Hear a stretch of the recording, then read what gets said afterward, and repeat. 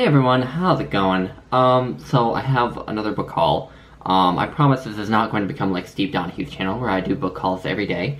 But I mentioned that I had ordered some books in my last haul video, and those books have finally all arrived. It also just happens that with the acquisition of the books that I'm going to haul right now, every single bookcase in my apartment is now full. So I actually went to the Goodwill today to try to see if they had a bookcase that was cheap. And they didn't have a bookcase, but they had books, of course. And so I ended up acquiring 3 more books at the Goodwill today. All of which are completely unrelated to the books that I ordered online and that have come in the mail finally. So this mail haul, this book haul, is going to come sort of in 2 parts. But yeah, like I said, I always need more books, like I need a hole in the head, but as Lillian said in the comments, when do we ever need more books?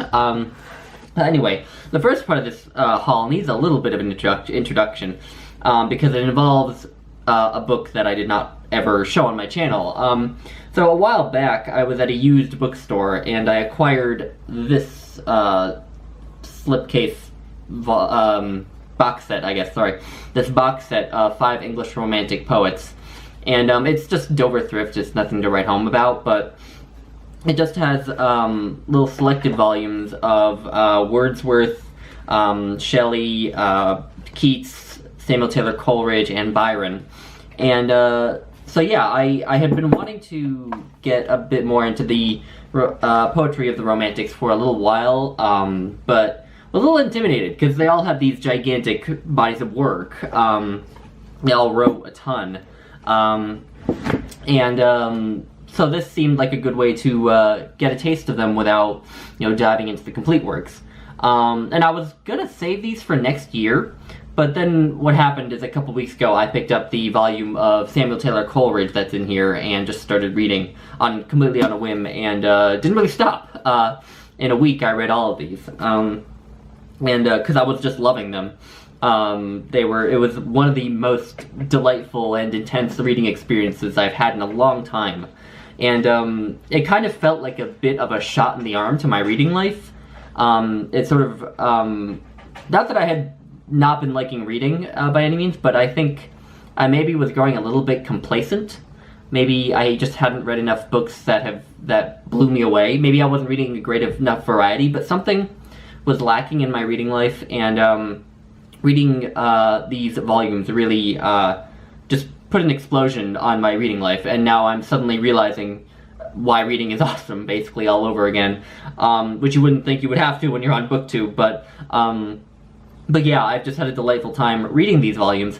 And so, what happened was, I mentioned that I got a bonus check for renewing my lease, and so I had this huge influx of money, and so I decided to order the complete works of the Romantic poets online. And so I got the complete works of these 5 authors, and I also got the works of William Blake and Alfred Lord Tennyson. I haven't read that much William Blake, but what I've read of him I really liked, and Tennyson I have read I probably up until this point had read more of Tennyson than I had of any of these poets combined, so I knew that I was going to like him, and I just figured I'm ordering the rest, why not also get the complete Tennyson. So that is the first part of my haul, and I have those books with me.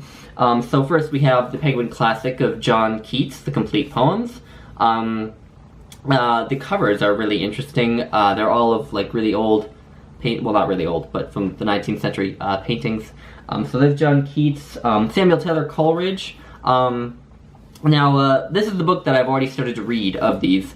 I think Coleridge was the one that I liked the most when I read through that volume of the selected works. So I've already started to dig into this one, and I'm hoping to have it done by the end of the year. And next we have the complete poems of William Blake, with that really weird, sort of creepy cover. And yeah, his is probably the fattest volume, after, I think maybe Byron outdoes him, but yeah, there's Blake. Next we have Wordsworth, in an Oxford World Classics. I actually like the the look of the Oxford World's classics better than the Penguin classics. They're kind of nicer. I like the feel of the cover, and I like the paintings on the front for these more than the paintings for the Penguin classics. But yeah, Wordsworth. I really want to read his long poem, The Prelude.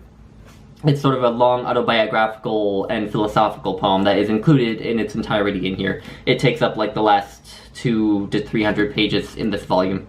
And this volume also, unlike the Penguin classics, the Oxford World's classics include some prose of each of the writers. So this, I think, has his preface to lyrical ballads, and then a few other essays that he wrote. Moving on to Tennyson. It's actually a photograph of Tennyson himself on there. And yeah, I've already read In Memoriam, which is also included in its entirety in here. And on my shelves behind me back there is Idylls of the King, his long series of narrative poems that are based on the Arthurian legends. And I want to read those as well, hopefully in the next year. And hopefully I can read through this entire volume in the next year as well. And again, some of his prose, I think it has some of his letters, and some of his memoir as well, or some kind of memoir writing that he did. Next is probably my favorite cover, Percy Shelley. This is actually a painting by J.M.W. Turner, who is one of my favorite painters. And yeah, so Shelley, this also includes his Defense of Poetry, which I've heard Crystal of Biblioatlas talk about. And which sounds very interesting, and I know is a defense of poetry, so it's probably right up my alley. But yeah, Percy Shelley's poem on the death of Adonais is one of my favorite poems of all time. Shelley, I find the most taxing of the Romantics. He's just a bit denser, I find, than the others. But in a very rewarding way. Like, I really end up loving him when I get through one of his poems. They just take longer. So this will be a longer, probably, process getting through this, than through the others, but yeah. And then, finally, we have, Lord Byron. Like I said, he probably rivals, William Blake for the length of the volume, but that's primarily because of, his entire narrative poem, Don Juan, is included in this. And, Don Juan is like 500 pages of this volume, and this also has a generous selection of his letters, and I've heard that Lord Byron's letters are supposed to be just as good reading as his poetry, so I'll be looking forward to reading both. And Byron, sort of the opposite of Shelley. I thought he was kind of the easiest of the Romantics, but I liked him.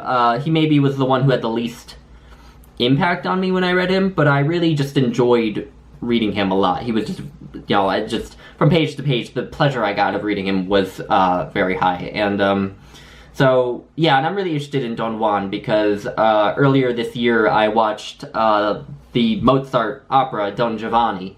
And I've also read George Bernard Shaw's Man and Superman, which is a take on the Don Juan legend. So I'm interested in sort of reading more of the renditions of Don Juan, and this is obviously a very famous one. The second part of my book haul, as I said, is the books I got at the Goodwill. So first is Infidel by Ayaan Hirsi Ali. I have been wanting to actually read the books written by New Atheists, and Ayaan Hirsi Ali is one of them.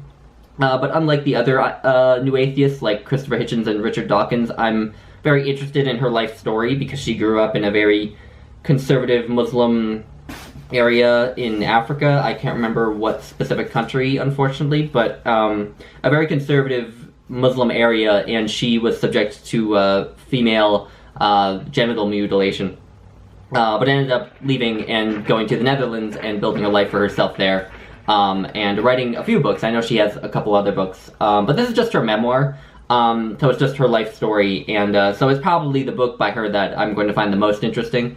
I know she wrote a book called Heretic, which would probably annoy me more than this one. But this will probably have some of the ideas from Heretic in it. So it'll be good to actually read what this person has written, because I've heard a lot about Ayaan Hirsi Ali's ideas sort of secondhand through other people, and it's very much not someone I agree with on very many things, but I like actually disagreeing with people having actually, you know, given them the benefit of the doubt and heard them out and actually listened or read them rather than taking their ideas secondhand. So yeah, this is sort of a part of that little project of mine. And then the next two are both books that are favorite books of some of my favorite booktubers. So the first is The Year of Magical Thinking by Joan Didion, her memoir of the year after her husband died. And yeah, I just, Ashley from Climb the Stacks, who really was the first channel I got really into on BookTube. This is a book she used to talk about all the time back when she made videos, and so it's just been on my bucket list for a long time, and I just happened to find it today, which was pretty shocking. But I'm glad to finally have it, because it'll be instigation to actually read it finally. And finally is a book that is another one of my favorite booktubers' favorite books, Light Years by James Salter, which Neil Griffith has ranked as one of his top 10 books ever.